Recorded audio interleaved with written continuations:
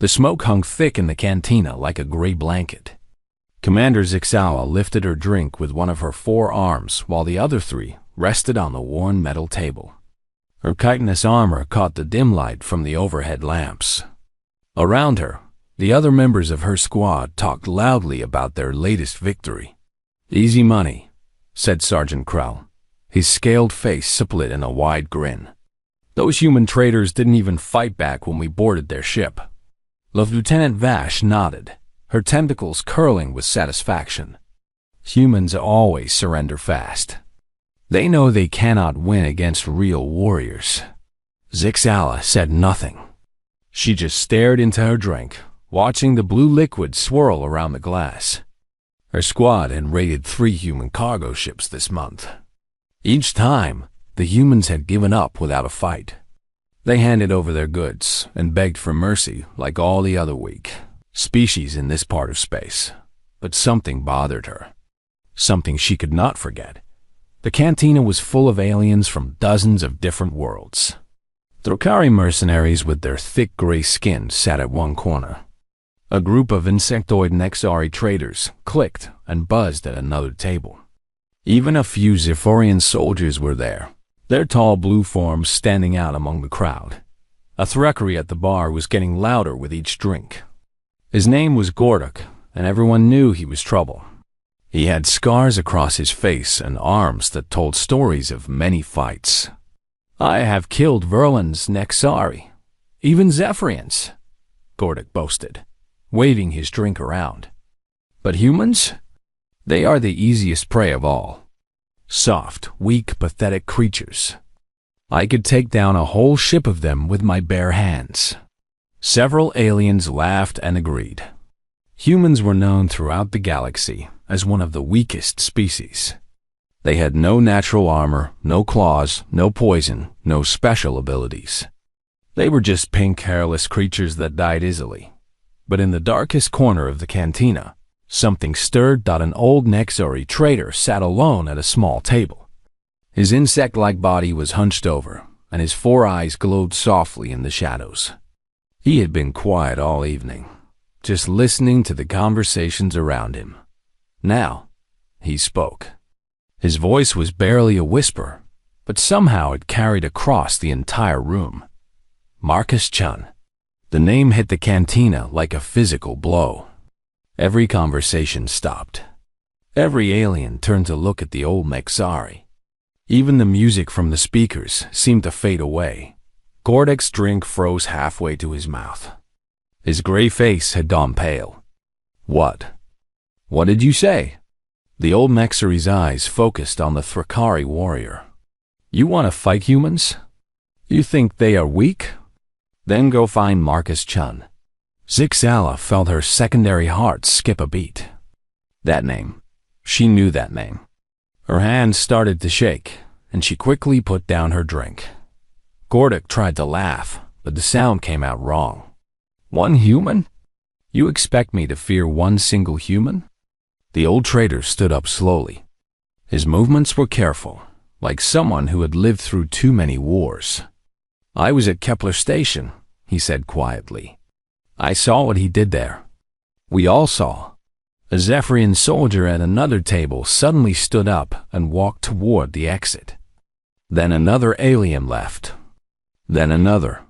Soon, half the cantina was empty. Zixala watched them go and felt cold fear creep up her spine. She remembered Kepler Station too. She had been there 3 years ago. She had seen things that still gave her nightmares. "Tell them," someone whispered from across the room. "Tell them about the human who would not die." The old Nexari looked around the cantina at the remaining aliens. His voice was soft but clear. "The Confederacy sent us to capture a small human research ship. Just 20 crew members. It should have been simple. We had 3 warships and over 200 soldiers." Gorduk was no longer smiling. And Marcus Chun killed 90 of them before we retreated. The cantina was dead silent now. Even the bartender had stopped moving. "Impossible," Gorduk said, but his voice was weak. "No single being could. He was just a security officer, the old Nexari continued. Not even a real soldier. Just a human who was supposed to protect the research team. But when we boarded their ship, he became something else. Zixala closed her eyes and tried not to remember. But the images came anyway. The narrow corridors of the research ship. The bodies of her fellow soldiers scattered everywhere. And through it all, one human who just kept fighting. He lost an arm in the first hour, the traitor said. We thought that would stop him. But he kept going. He rigged explosives in the air vents. He turned the artificial gravity against us. He used broken pieces of the ship as weapons. Lieutenant Vash leaned forward. But surely after a few hours. 18 hours, the old Nexari said. 18 hours of non-stop fighting. He should have bled to death 10 times over. He should have collapsed from exhaustion. He should have given up. But humans do not give up. Gordic set down his drink with a shaking hand. Where is he now? The traitor's 4 eyes gleamed in the darkness. Still out there. Still fighting. The crime syndicate has put a bounty on him worth more money than most planets make in a year. But no one collects it. No one even tries anymore. Zixala suddenly felt sick. She had heard rumors over the past few months. Ships found drifting empty in space. Slaver bases that went dark overnight. Entire criminal organizations that just disappeared. They say he hunts alone now, the old Nexari whispered. Looking for slavers and pirates. They say he has become something that nightmares fear. The cantina was almost empty now. Only a few aliens remained, and they all looked ready to run. Gordic stood up on unsteady legs. I think I need some air. As the Fracari warrior stumbled toward the exit, the old Nexari called after him. If you ever see a lone human in a simple gray uniform, with scars on his face and ice in his eyes, run. Zixala waited until Gordak was gone, then approached the old trader's table. You were really there? That Kepler station? The Nexari nodded slowly. I commanded the 3rd Assault Team. Or what was left of it. I was there too, Zixala admitted quietly. I saw him fighting in the reactor room. He was already bleeding from dozens of wounds. But he would not stop. The trader's eyes grew distant. That is when I learned the truth about humans. They are not like us. We fight to win, or to survive, or to gain something. But humans? Sometimes they fight for reasons that make no sense. And when they do, they become unstoppable. Zixala nodded and walked back to her table. Her squad was gone now, probably scared away by the story. She sat alone and thought about Marcus Chun. Somewhere out in the darkness of space, he was still out there. Still fighting. Still hunting. And despite everything she had learned about human weakness, Commander Zixala found herself hoping she would never meet him again. 3 years earlier, Commander Zixala stood on the bridge of the warship Talon's Edge and watched a small human research vessel floating helplessly in space. The ship was called the New Hope, and it was nothing special. Just a simple exploration vessel with basic shields and no weapons. Target locked, reported her weapons officer. Shall I disable their engines?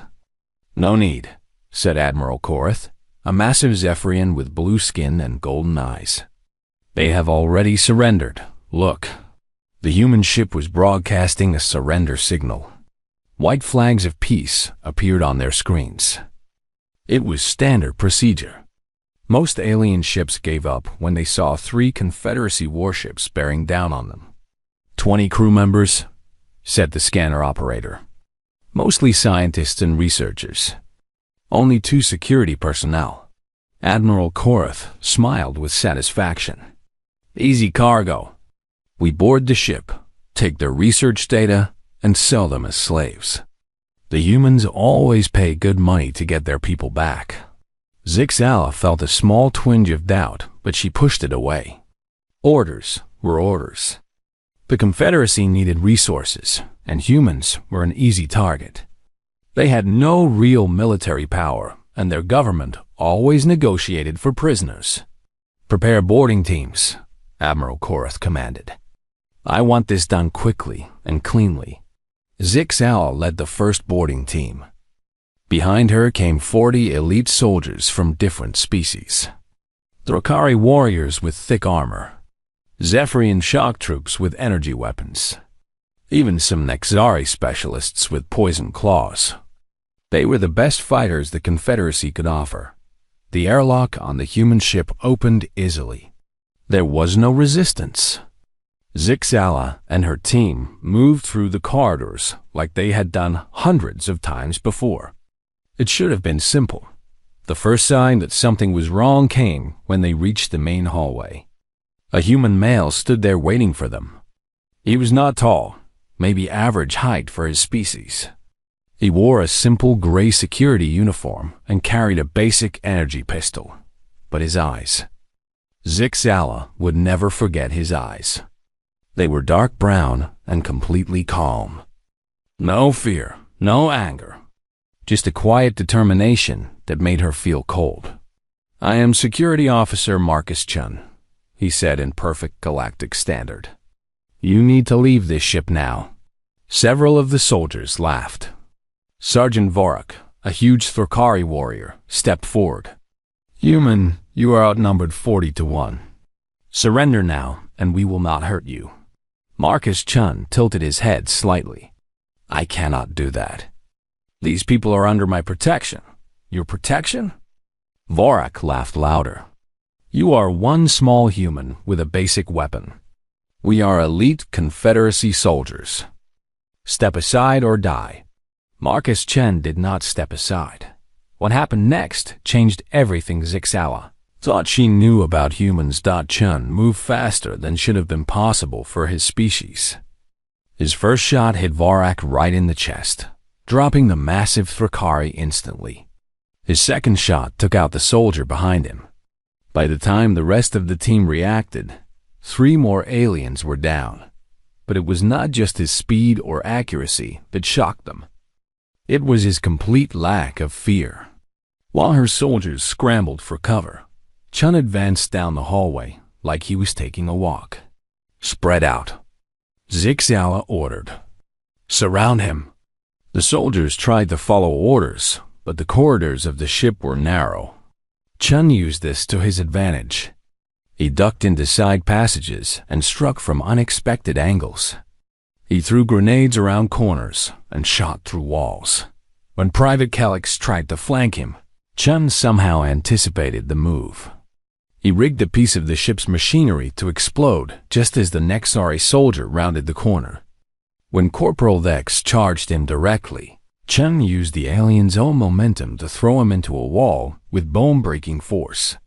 After 20 minutes of fighting, half of Zixala's team was down. The other half was pinned behind whatever cover they could find. "He's just one human." Admiral Korath's voice crackled over the communication system. "How are you not finished yet?"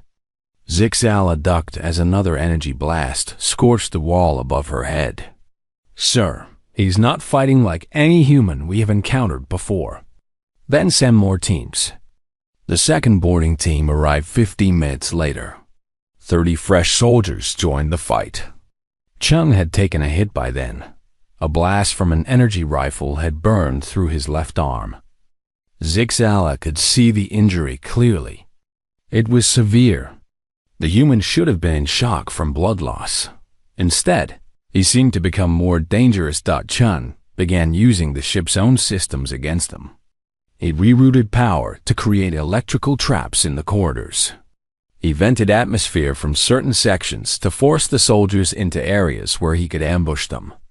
He even managed to turn off the artificial gravity in one section, causing 6 soldiers to float helplessly while he picked them off. "This is impossible," shouted Lieutenant Grix, a Zephyrian officer. "He should be dead by now." But Marcus Chun was not dead. Hour after hour, he continued fighting. He lost more blood. He took more hits. A piece of shrapnel cut across his face. A grenade blast threw him against the wall so hard that several of his ribs cracked.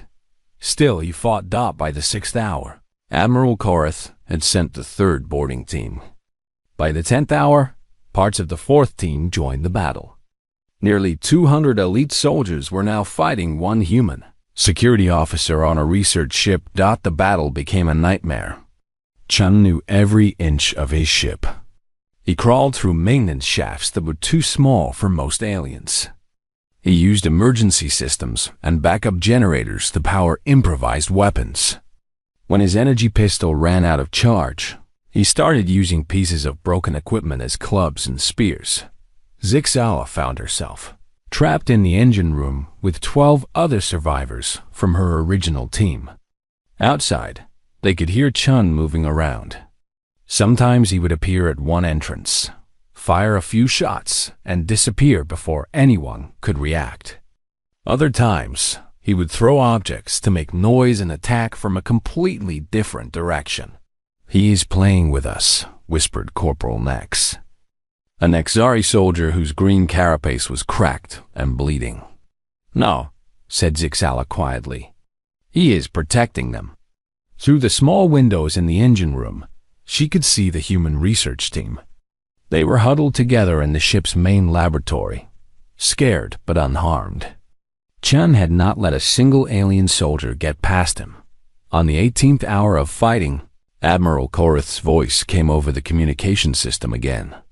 But this time, he sounded different. Tired, maybe even scared. "All teams, withdraw to the ships immediately." "Sir?" Zixala could not believe what she was hearing. "You heard me, Commander. We are leaving. Now." As they retreated through the airlocks, Zixala caught one last glimpse of Marcus Chun. He stood in the corridor where it all began, covered in blood and burns and cuts. His uniform was torn. His face was pale from blood loss, but his dark brown eyes were still calm, still determined. He watched them go without saying a word. Later, safe on her own ship, Zixala learned the numbers. 93 Confederacy soldiers were dead or too injured to fight. One human had held off the entire assault by himself, but the numbers were not what stayed with her. It was the look in Marcus Chun's eyes, the complete certainty that he would die before he let anything happen to the people he was protecting. That was when Zixala realized that humans were not weak at all. They were something much more dangerous than that. They were unpredictable. 2 days after the Cantina incident, Commander Zixala stood in Admiral Korath's office aboard the fleet command ship.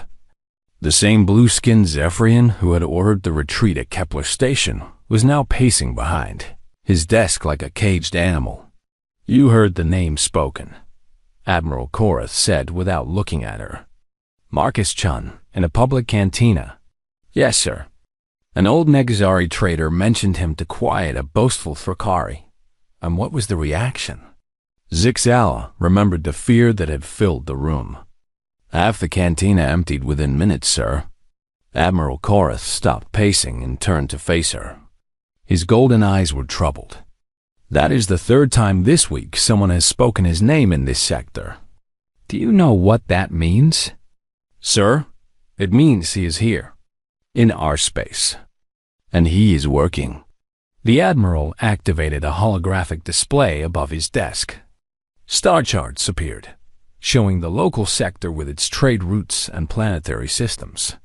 Red markers dotted the map like a disease. 14 slaver operations have gone dark in the past month, Admiral Korath said, pointing to the markers. Not destroyed, not robbed, simply gone. Ships found floating empty. Bases abandoned overnight. Personnel vanished without a trace. Zixala studied the pattern. The attacks were not random. They formed a clear path through space, moving steadily toward the sector's main slave trading hub. "He is hunting them," she said quietly. "Yes, but not like a normal hunter. Look at this." The Admiral changed the display to show financial data. The Galactic Syndicate lost 3 ships and 2 processing stations in 1 week. But their credits were not stolen. Their cargo was simply freed. Freed? Released. Slaves set loose with enough supplies and fuel to reach safe systems. The Syndicate's property was not taken for profit. It was eliminated for principle. It was eliminated for principle. The Admiral sat down heavily in his chair. The crime syndicate has placed the largest bounty in galactic history on his head. 50 million credits. Do you know how many hunters have tried to claim it? Zixala shook her head. 47 crews in the past 6 months. Want to know how many succeeded? None? Worse. 23 crews never reported back at all. The other 24 returned, changed. Some had crew members missing. Others came back speaking in whispers about shadows that fought like demons. 3 entire crews asked to be confined in mental health facilities. The Admiral pulled up another file. This is from Captain Vrex, one of the best bounty hunters in the sector. He tracked Chun for 2 weeks before giving up. A rough voice filled the room from the audio recording. He does not fight like a warrior. He does not think like a criminal. He moves through space like a force of nature. We would attack his ship, and he would be gone. We would set traps, and somehow we would be the ones caught. After my gunner disappeared, and my pilots started having nightmares, I decided the money was not worth our lives. Zixala felt a familiar chill. Why are you telling me this, sir? Admiral Korath's expression was grim. Because Command believes that your experience at Kepler Station gives you insight into his methods. They want you to track him down, to capture him, to eliminate him. The crime syndicate is offering the Confederacy exclusive mining rights to the Zarian asteroid belt if we can stop Marcus Chun permanently. Zixala stared at the star chart.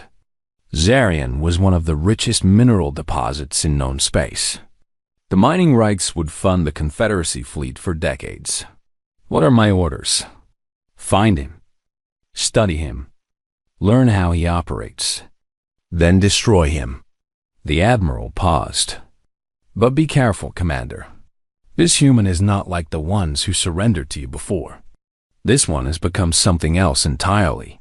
3 hours later, Zixala was aboard her ship, the Void's Edge, studying intelligence reports about Marcus Chun's recent activities. Her crew worked quietly around her, preparing for departure.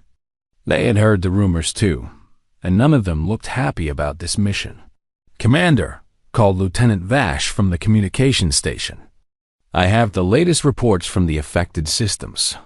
Show me. The display lit up with incident reports from across the sector. Zixala read them one by one, looking for patterns. The first attack had been simple. A small slave transport carrying kidnapped human colonists had been intercepted between star systems. The slavers were found unconscious, tied up, and floating in escape pods with a recorded message. These people are going home. Choose a different career. But the attacks had become more sophisticated over time. Chun was not just freeing slaves anymore. He was destroying the entire network that supported the slave trade. Look at this, said Sergeant Krell, pointing to one report. The Bloodclaw Station. It was the main hub for slave processing in the Outer Rim. 3,000 criminals worked there. And? Empty.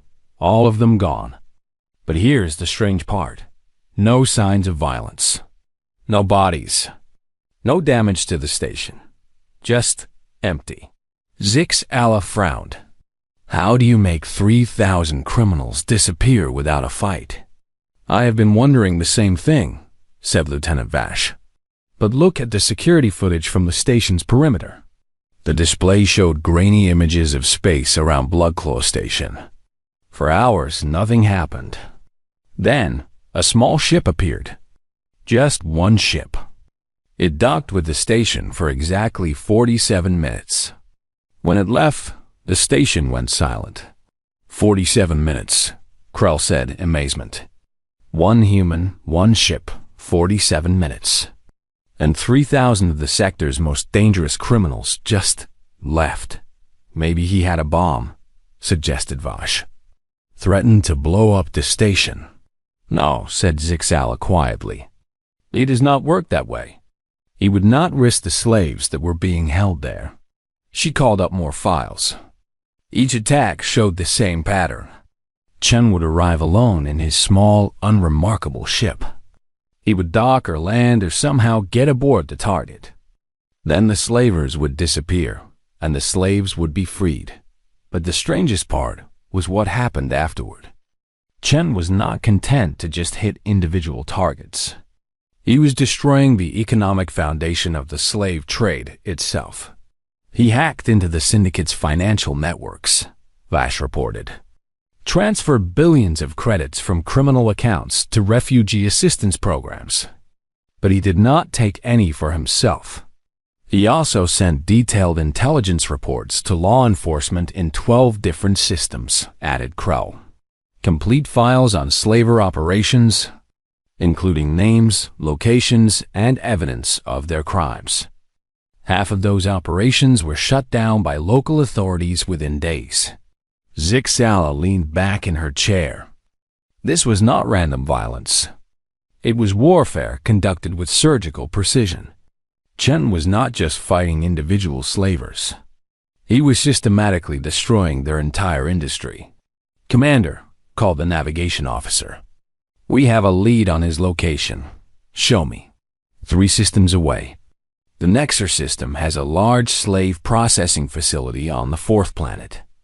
Intelligence suggests it might be his next target. Zixala studied the star charts. If Chum followed his usual pattern, he would hit Nexer within the next few days. Set course for Nexer 4, she ordered. But keep us at maximum sensor range. I want to observe him first. Should we alert the facility? Asked Vash. No. If we warn them, Chun will know we are watching. I want to see how he really operates. As her ship jumped to hyperspace, Zixala found herself thinking about the old Nexari trader's words in the cantina. The human who would not die. She wondered if Marcus Chen had died at Kepler Station after all. Maybe what was out there now was something different. Something that had once been human but had become something else through endless fighting. She hoped she was wrong, but as they traveled through the darkness between stars, heading toward their confrontation with the most feared human in the galaxy, Commander Zixala could not shake the feeling that she was about to discover something terrible about what humans could become when they decided to fight for something they believed in. In 3 days, she would learn that her fears were completely justified. Commander Zixala found him in the last place she expected. The derelict Space Hulk had been drifting in the Nexer system for 20 years. It was the remains of an old cargo ship, broken and forgotten. Most spacers avoided it. There was nothing valuable left inside, and the radiation from its damaged reactor made it dangerous to board. But her sensors had detected a small ship docked to its hull. Marcus Chun's ship. Stay here, she told her crew as she prepared to board alone. If I do not return in 1 hour, jump away and report to command. Commander, Lieutenant Vash said nervously, perhaps we should go with you. He killed 90 soldiers at Kepler Station. That was a battle. This is something else. Zixala checked her sidearm and sealed her environment suit. I need to understand what he is before we try to stop him. The airlock on the Hulk still worked, though barely. Zixala made her way through dark corridors filled with floating debris. Emergency lights flickered occasionally, casting strange shadows on the walls. The radiation counter on her suit clicked steadily.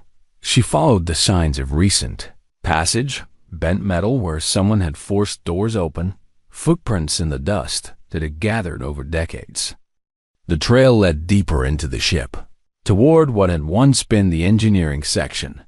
Zixala turned a corner and stopped. Marcus Chun sat cross-legged on the floor in front of a small portable workbench. Tools were spread out around him in neat rows. He was cleaning a basic energy rifle with the careful attention of someone who had performed this task thousands of times. He looked up when she entered. Those same dark brown eyes from Kepler Station, just as calm as she remembered. 3 years had aged him. His hair was shorter now, with gray streaks at the temples. New scars marked his face and hands. But his movements were still precise and controlled. "Commander Zixawa," he said quietly, "you are early. I was not expecting you for another 6 hours." She kept her hand near her weapon, but did not draw it. "How did you know I was coming?" "You have been following the pattern of my attacks. Nexer 4 has the largest slave facility in this system. It was logical that you would assume I would strike them next." Chun set down his cleaning cloth and looked at her directly. "But I'm not going to Nexer 4. Then why are you here?" Chun gestured around the dark interior of the Hulk. This ship belonged to the Vax Transport Company. They were one of the first major slave trading operations in this sector, 20 years ago. They processed thousands of people through their facilities before local authorities shut them down. Zixawa looked around the abandoned corridors. "They are gone. This place is dead. Their main operation was shut down, yes. But 3 of their senior executives escaped and started new companies. Different names, different methods, but the same business." Chun stood up and walked to a wall display that somehow still functioned. Names and faces appeared on the screen. Terran Industries, Stellar Mining Consortium, Nexer Development Group.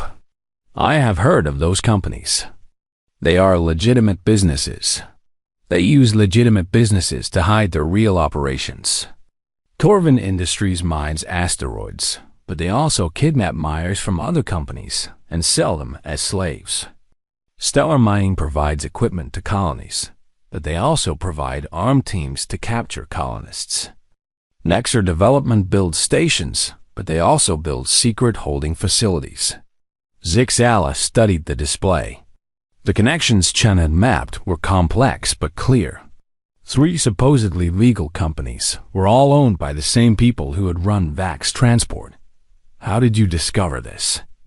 I spent 8 months tracking financial records, shipping manifests, and personnel files. Chun touched the screen, and new information appeared. They learned from their mistakes. Instead of running one large operation that could be shut down, they created dozens of smaller ones. More profit, less risk. So you came here to remember why this matters. Chun turned back to his workbench and picked up another weapon, a simple pistol that had seen much use. This Hulk holds the records of everyone who passed through Vax Transport's facilities. 50,000 people sold into slavery over 5 years. Families torn apart. Children who never saw their parents again. Zixawa watched him work. His movements were methodical, almost meditative. This was not the savage warrior she had expected to find. This was someone performing a quiet ritual. "The galaxy thinks you are a monster," she said. Chun smiled slightly, but there was no humor in it. "I know. It makes my work easier when criminals fear me. But you are not what they think you are." "No." He set down the pistol and looked at her again. "I am something worse." "Worse?" "A monster kills because it enjoys killing. A warrior kills to win battles. A criminal kills for profit." Chun's voice remained calm, conversational. "But I kill because I believe it is right. And there is no negotiating with that." Zixawa felt a chill that had nothing to do with the cold air in the Hulk. "You think you are justified. I know I am justified. Every person I have freed from slavery justifies what I do. Every child who will grow up free because their parents were not kidnapped justifies what I do. Every family that remains together because I stopped the people who would have torn them apart justifies what I do. But the killing is necessary." Chun picked up another. tool and began working on a different weapon. Do you know what the survival rate is for people sold into slavery in this sector? 60% die within the first year. Children have even lower survival rates. The lucky ones are worked to death quickly. He showed her images on the display. Zixal looked away after the first few pictures. So I do not negotiate with slavers, Chung continued. I do not arrest them or fine them or relocate them. I end them permanently, because as long as they exist, innocent people die. Other species do not think this way. We fight for territory or resources or survival. But you fight for principles. Yes. Chun finished with his weapon and set it aside. Most species evolve to protect their own group, their pack, their hive, their family. Humans evolve differently. We protect strangers. We sacrifice ourselves for people we have never met. We will die for abstract concepts like freedom and justice. Zixala thought about Kepler Station. That is why you would not surrender. Those researchers meant nothing to you personally, but you were willing to die for them. Not willing, determined. There is a difference. Chun stood up and began packing his tools. A soldier might be willing to die for his cause but hopes to survive. A human with a righteous purpose has already accepted death as the price of doing what is right. That is what the galaxy fears about humans. Not your strength or your weapons or your ships. Your certainty, yes. Chung closed his equipment case and picked up his rifle. Other species can be reasoned with, bribed, threatened, or convinced to change sides. But a human who believes they are fighting for justice, there is no stopping them except death. And sometimes not even that. Zixala watched him prepare to leave. Where will you go now? To finish what I started. Corvin Industries has a board meeting tomorrow on their private station. All 3 of the former VAX transport executives will be there, along with their current partners. 27 people who have built their wealth on the suffering of others. You are going to kill 27 people by yourself? Chun slung his rifle across his shoulder. If necessary. But I am hoping they will see reason and simply surrender. And if they do not, then I will do what humans do when innocent people are in danger. I will remove the threat. As they walked back through the dark corridors of the Hulk, Zixala tried to understand what she had learned. Marcus Chen was not insane. He was not driven by rage or hatred. He was simply a human who had decided that slavery was wrong and needed to be stopped. That clarity of purpose, that absolute moral certainty, was more terrifying than any weapon. Commander, Chun said as they reached the airlock. You came here to study me so you could stop me. Yes. And now? Zixao looked at the calm, determined human standing before her. She thought about the files she had read. The thousands of people who had been freed because of his actions. The slave operations that had been destroyed. The families that were still together because he had stopped the people who would have torn them apart. Now I understand why the galaxy fears humans, she said quietly. And do you still plan to stop me? Zixala was quiet for a long moment. Then she unsealed her helmet and looked Marcus Chun directly in the eyes. No, she said, but I think I would like to help. For the first time since she had met him, Marcus Chun smiled. And this time, there was warmth in it. Then let me tell you about Corvin Industries. The Corvin Industries station hung in space like a metal flower, its 5 arms spreading out from a central hub. It looked beautiful and peaceful from the outside. Inside, Commander Zixala knew were 27 of the most dangerous criminals in the galaxy. Remember, Marcus Chen said over the communication link, our priority is the prisoners being held in Section C. Everything else is secondary. Zixala checked her weapons one final time. She had left her crew behind and come alone, just as Chen had suggested. This was not a military operation. It was a rescue mission. How many prisoners? she asked. 234, according to my intelligence. Mostly human families from the outer colonies, but also some Nexari and Verlins. They are being prepared for transport to the slave markets on Keth Prime. Zixala had seen the files Chun showed her. Pictures of children locked in metal cages. Families separated and branded like animals. The images made her sick. The security forces? Minimal. The executives rely on secrecy, not strength. Maybe 20 guards total. They are not expecting trouble. Chun's ship was a small, unremarkable freighter that looked like thousands of others in the galaxy. It approached the station on a standard docking vector, transmitting false credentials that identified it as a supply vessel. Docking Bay 7 came the voice from station control. Welcome to Corvin Industries. As they docked, Zixala felt nervous energy building in her chest. She had fought in dozens of battles, but this felt different. This time, she was fighting for something instead of against someone. Remember, Chun said as they prepared to board the station, we are delivery workers bringing medical supplies. Stay calm, act normal, and follow my lead. The docking bay was quiet. Two bored-looking guards waved them through without checking their cargo. Chun had been right. The criminals felt safe here in their hidden station. They made their way through corridors lined with false, corporate logos and meaningless motivational posters. Everyone they passed wore business suits and carried data pads. It looked like any legitimate company headquarters, but Zixala could smell fear beneath the professional atmosphere. The workers moved quickly and avoided eye contact.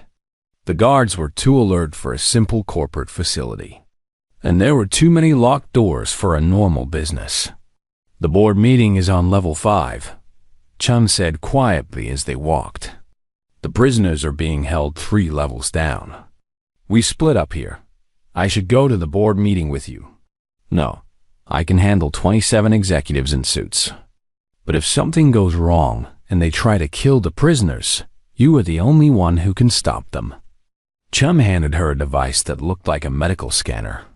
This will override the electronic locks on the prison cells. Get the people out and to the escape pods in Section D.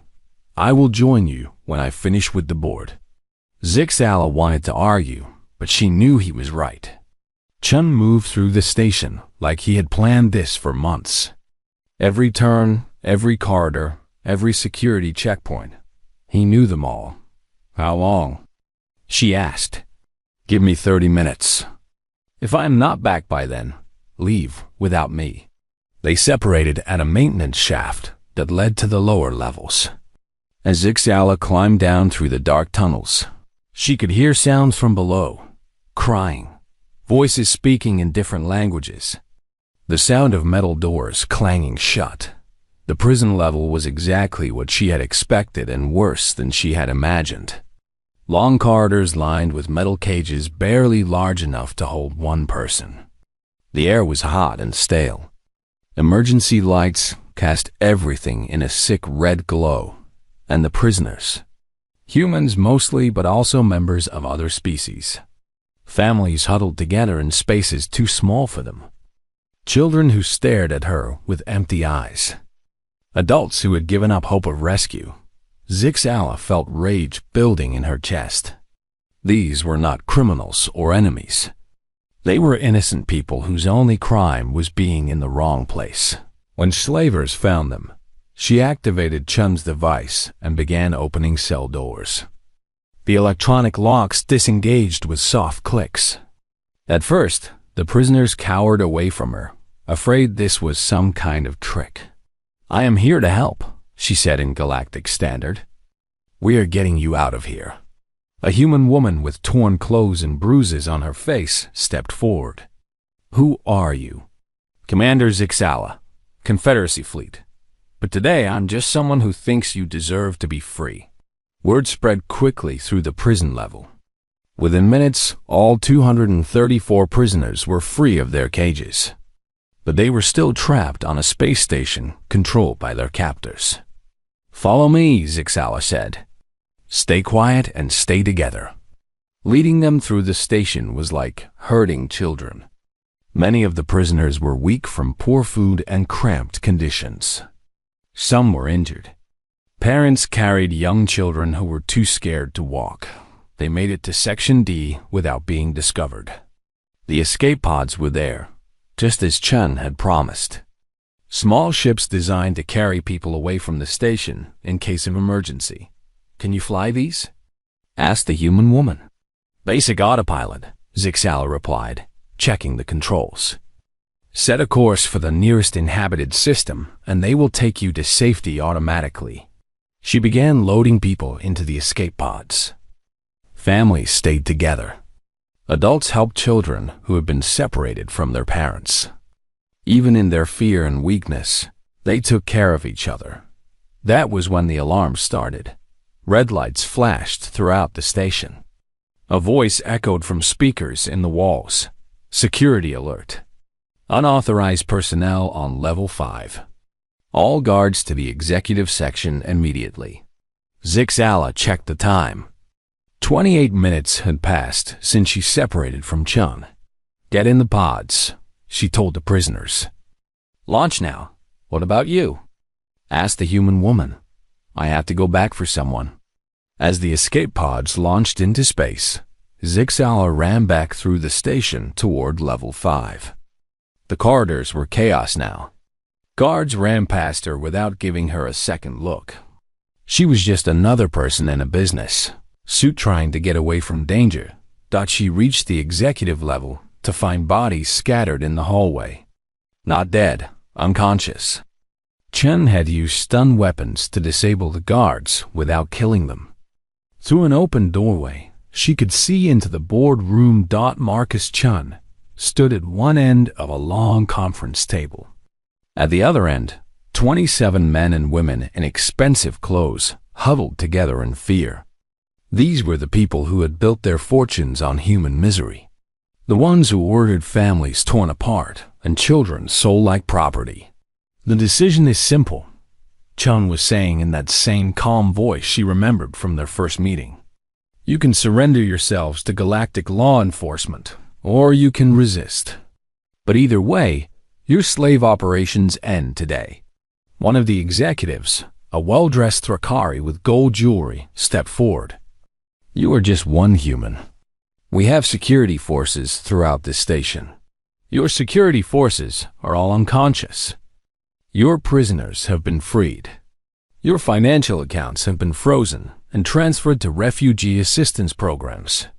Your slave transport ships have been disabled. You have nothing left except the choice I am offering you." The Thrakari snarled and pulled out a concealed weapon. Several other executives did the same. That was when Zixala understood the real difference between humans and other species. Chun could have killed them all in the first few seconds. She had seen him fight at Kepler Station. She knew what he was capable of. But even now, facing armed criminals who had caused so much suffering, he still tried to give them a chance to surrender. The executives opened fire. Chun moved like liquid shadow, rolling behind the conference table as energy blasts scorched the air where he had been standing. But instead of returning fire immediately, he called out one more time. "Last chance. Surrender now, and you live." The answer was more gunfire. What happened next lasted only minutes, but Zixala knew she would remember every second for the rest of her life. Chun did not fight like a soldier trying to win a battle. He fought like a force of nature trying to restore balance to the universe. When it was over, 27 of the galaxy's most successful slave traders were either unconscious or dead. Marcus Chun stood among them with new wounds bleeding through his clothing, but his eyes were still calm. "Did the prisoners get away?" he asked. "All of them." "Good." Chun swayed slightly, and Zixala realized he was hurt worse than she had thought. Then it was worth it. As they made their way back to their ship, moving through corridors now filled with unconscious guards and disabled security systems, Zixala finally understood what the old Nexari trader had meant in the cantina. Marcus Chen was not the monster the galaxy feared. He was something much more dangerous than that. He was proof that some species would sacrifice anything, their comfort, their safety, their lives, for people they did not even know. Other species fought for logical reasons: territory, resources, survival, dominance. But humans fought for justice. And when they did, they became unstoppable. 3 weeks later, Commander Zixala sat in Admiral Chorus' office once again. The holographic display showed the aftermath of the Corvin Industries raid. The station had been seized by Galactic law enforcement. The surviving executives were in prison. The slave trade in the entire sector had collapsed overnight. Your report says that Marcus Chung was killed in the raid, Admiral Korath said carefully. Yes, sir. He died protecting the prisoners during their escape.